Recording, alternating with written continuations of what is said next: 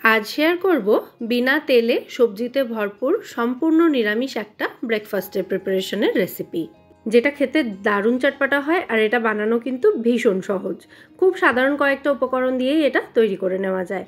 Super healthy super tasty एक ब्रेकफास्टर recipe एटा। जारा वेट लस जार्नीते रयेछेन ताराओ किन्तु ब्रेकफास्टे अथवा डिनारेर जोन्नो एटा खेते पारेन। नमस्कार बंधुरा, मेघार साथे बांगालियानार आरो एकटी नतुन पर्वे आपनादेर सबाइके स्वागत। आजकेर এই प्रिपारेशनटार मेन उपकरण हच्छे ओट्स। तबे एर संगे जे सब्जी व्यवहार करब सेटा किन्तु ओट्सের থেকেও পরিমাণে অনেকটা বেশি থাকবে। আর এখানে সিম্পল রোলড ওটস নিয়ে নিতে হবে, কোনো প্যাকেটের ওই ফ্লেভারড ওটস নেওয়ার কিন্তু দরকার নেই। তো ওটসটাকে আমি মিক্সিতে গুঁড়ো করে নিয়েছি আর এখানে 1 কাপ ওটস নিয়েছি। ওটসের গুঁড়োটাকে একটা বড় মিক্সিং বোলের মধ্যে আমি ট্রান্সফার করে নিচ্ছি মিক্সার জার থেকে। তারপর এর মধ্যে দিয়ে দিচ্ছি 2 টেবিল চামচ পরিমাণে ঘরে পাতা টক দই। কারোর যদি দইতে প্রবলেম থাকে তাহলে দইটা স্কিপ করতে পারেন, দই ছাড়াও কিন্তু এটা বানানো সম্ভব। এবার এর মধ্যে 1 কাপ পরিমাণে জল দিয়ে দিলাম, মানে যতটা ওটস নিয়েছিলাম প্রথমে ততটা জল দিয়েছি। এরপর মেশাতে থাকবো, তারপর যতটা প্রয়োজন হবে জল অ্যাড করব। তো প্রথমে 1 কাপ জল দিয়ে ভালো করে মিশিয়ে নিয়ে আরও হাফ কাপ মতো জল অ্যাড করলাম। একদম পাতলা একটা ব্যাটার তৈরি করতে হবে। ভালো করে মিশিয়ে নিচ্ছি, আবার পরে যদি প্রয়োজন হয় জল অ্যাড করা যাবে। আগে সবজিগুলো দিয়ে দিই। প্রথমেই এখানে 1 চা চামচ গ্রেট করা আদা, 2 চা চামচ মতো কুচনো কাঁচা লঙ্কা, বেশ খানিকটা কুচনো ক্যাপসিকাম আর গ্রেট করা গাজর অ্যাড করলাম। গাজর আর ক্যাপসিকাম মিলিয়ে 1 কাপের বেশি পরিমাণে রয়েছে। এরপর স্বাদ অনুযায়ী নুন দিয়ে দিলাম। 1 চা চামচের একটু বেশি পরিমাণে নুন দিয়েছি, আপনারা যে যার স্বাদ অনুযায়ী দিয়ে দেবেন। আর দিলাম এখানে বেশ খানিকটা টমেটো কুচি। 1 চা চামচ মতো জোয়ান নিয়ে জোয়ানটাকে 2 হাতের তালুতে এভাবে একটু ঘষে নিয়ে দিয়ে দিচ্ছি, এতে জোয়ানের ফ্লেভারটা খুব ভালো আসবে। আর তার সাথে হাফ টিস্পুন মতো গোটা জিরে দিয়ে দিলাম। কেউ চাইলে এতে একটু হলুদ গুঁড়ো অ্যাড করতে পারেন। আবারও সমস্ত উপকরণ ভালো করে মিশিয়ে নিচ্ছি। এখানে কিন্তু সবজি শেষ নয়, আরও কিছু সবজি এখানে অ্যাড করব। তো ভালো করে মিশিয়ে নেওয়ার পর আমার মনে হচ্ছে ব্যাটারটা আরও একটু পাতলা করতে হবে, তো সামান্য আরও একটু জলের মধ্যে অ্যাড করলাম।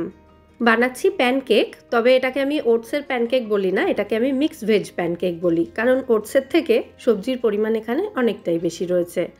তো এরপর এর মধ্যে সেদ্ধ করে মিহি করে কুচোনো সুইট কর্ন দিয়ে দিয়েছি আর দিয়ে দিয়েছি তার সাথে বেশ খানিকটা ধনেপাতা কুচি। তারপর আবারও সমস্ত উপকরণ খুব ভালো করে মিশিয়ে নিচ্ছি। যারা ওয়েট লস জার্নিতে রয়েছেন তারা এরকম প্যানকেক বানিয়ে একটা প্যানকেক আর তার সাথে 2টো ডিম সেদ্ধ খেয়ে নিতে পারেন, তাহলে ব্রেকফাস্টটা কিন্তু একদম ফিলিং হবে।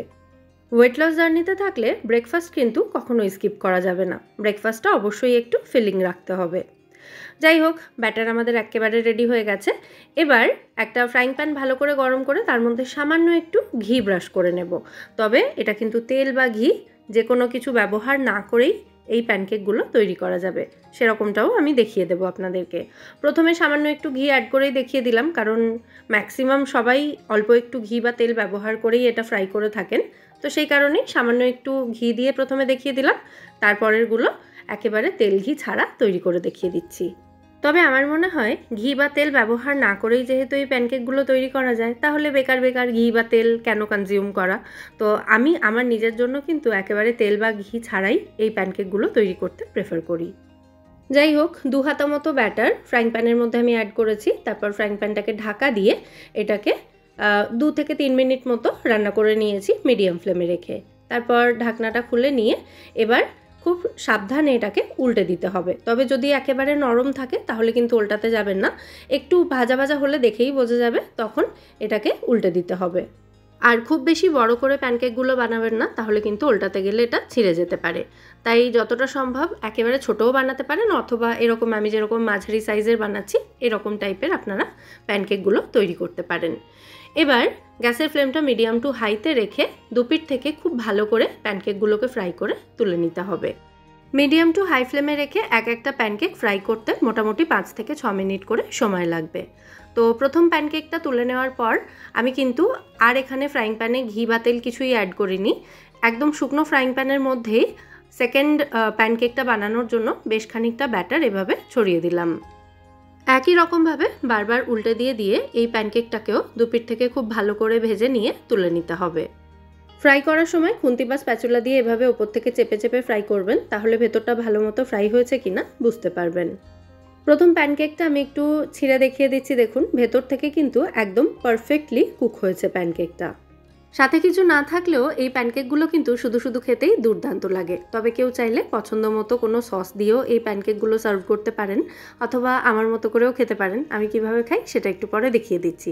তার আগে থার্ড ব্যাচে দুটো ছোট ছোট প্যানকেক বানানোর জন্য ব্যাটার অ্যাড করলাম।